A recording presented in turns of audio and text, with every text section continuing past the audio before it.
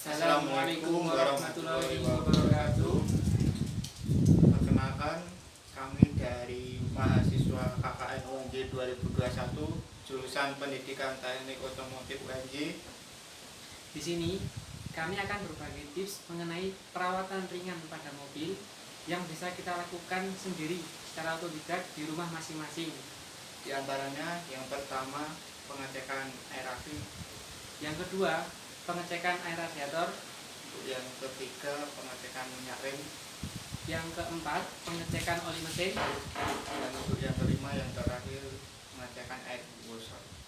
Baik, mari kita saksikan videonya. Ya, langsung aja. Yang pertama kita pengecekan baterai.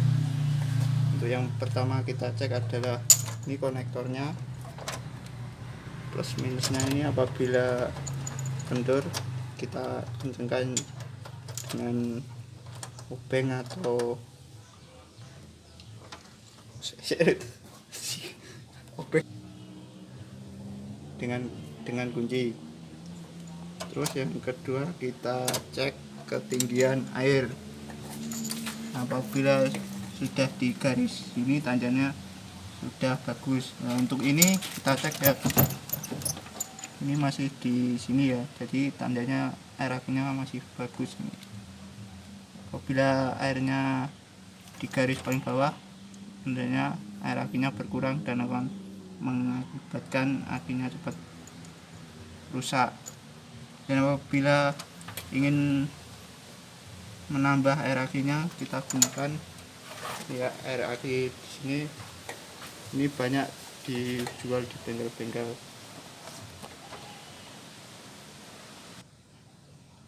Tapi apabila kita ingin menambah air akinya dengan menggunakan ini, jangan terlalu berlebih karena bisa mengakibatkan rusak komponen di sini, korosi, atau juga bisa mengakibatkan tidak bisa starter kalau airnya berlebih. Selanjutnya yang kedua adalah pengecekan air radiator. Nah, berikut bisa dilihat ada ini ada full.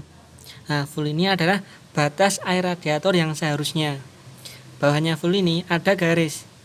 Apabila air radiator sudah di bawah garis ini, maka air radiator dikategorikan kurang, maka perlu dilakukan penambahan air radiator.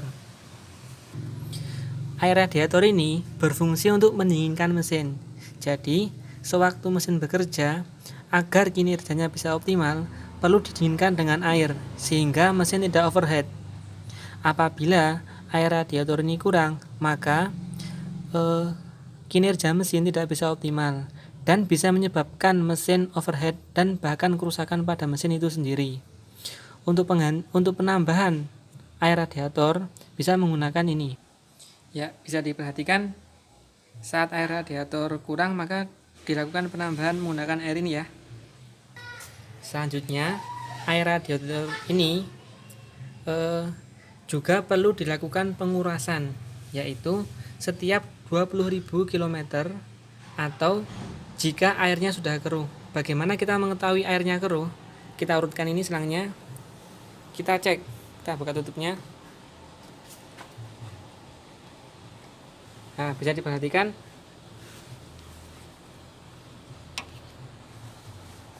ya, bisa diperhatikan ya, ini airnya hijau ya, bisa diperhatikan ya, itu airnya sudah hijau, itu perlu dikuras terlebih dahulu.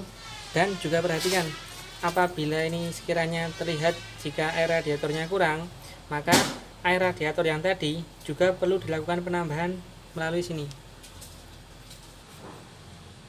Untuk yang ketiga pengecekan minyak rem. Untuk pengecekan minyak rem sebenarnya yang bagus ini ada yang di max ini ya, tapi untuk mobil ini sudah di minimal, tandanya sudah jelek, harus perlu ditambah atau dilakukan penggantian. Dan apabila sampai minyak remnya habis akan menyebabkan rem blong. Dan untuk penggantian minyak rem sendiri itu jangka waktunya 2 tahun atau 40 km.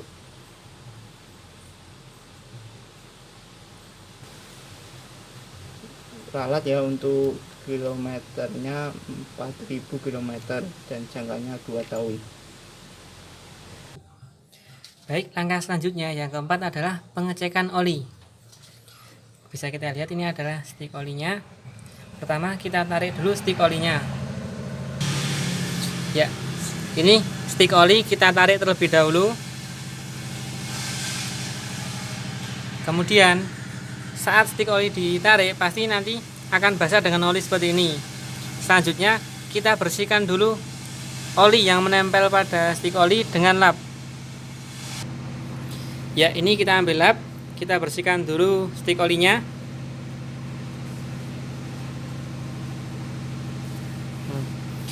Bisa diperhatikan ya, ini adalah digunakan untuk mengecek ketinggian oli. Ini huruf L, ini F. Oli yang normal itu berada di antara ini ya, antara ini. Apabila saat kita mengecek oli, olinya ada di huruf L ini, maka menandakan apabila itu kekurangan oli. Mari kita cek terlebih dahulu. Stik oli yang sudah bersih kita celupkan kembali. Untuk mengidentifikasi ketinggian oli mesin seberapa, kita tarik kembali.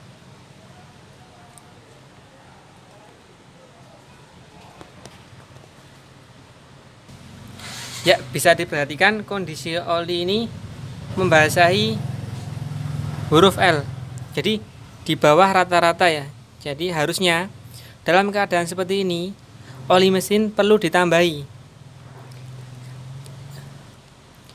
Oli mesin yang ada di L ini apabila dilihat olinya masih jernih, viskositasnya masih bagus, itu perlu ditambahi. Akan tetapi apabila olinya sudah hitam ini, viskositasnya sudah sangat menurun, ini perlu dilakukan penggantian oli mesin. Penggantian oli mesin biasanya dilakukan setiap 6 bulan sekali atau setiap 10.000 km dari mobil itu sendiri.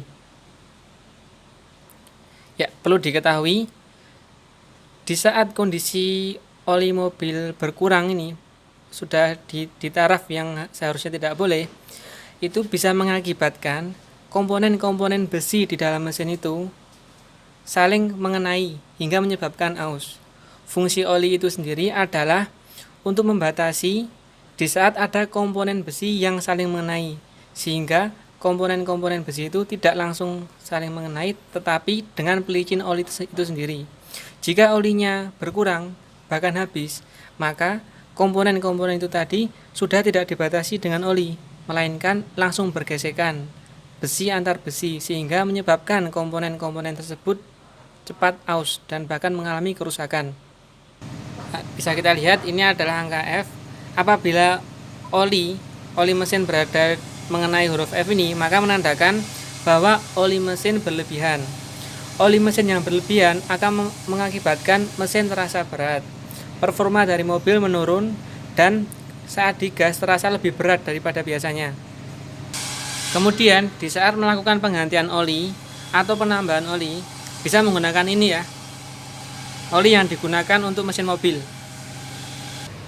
Kemudian pengecekan yang terakhir adalah pengecekan air washer. Sebenarnya air washer itu sendiri tidak berpengaruh pada kondisi mesin, akan tetapi air washer memiliki fungsi untuk menyemprotkan air ke kaca mobil di saat kaca mobil akan dibersihkan menggunakan wiper, sehingga apabila air washer ini sampai habis, maka tidak bisa menyemprotkan air ke kaca mobil, kaca depan mobil. Kemudian untuk air yang ada di washer itu sendiri adalah air biasa ya. Jadi di saat sekiranya air washer ini sudah habis, kita bisa melakukan pengejokan, kita bisa melakukan pengisian dengan air biasa.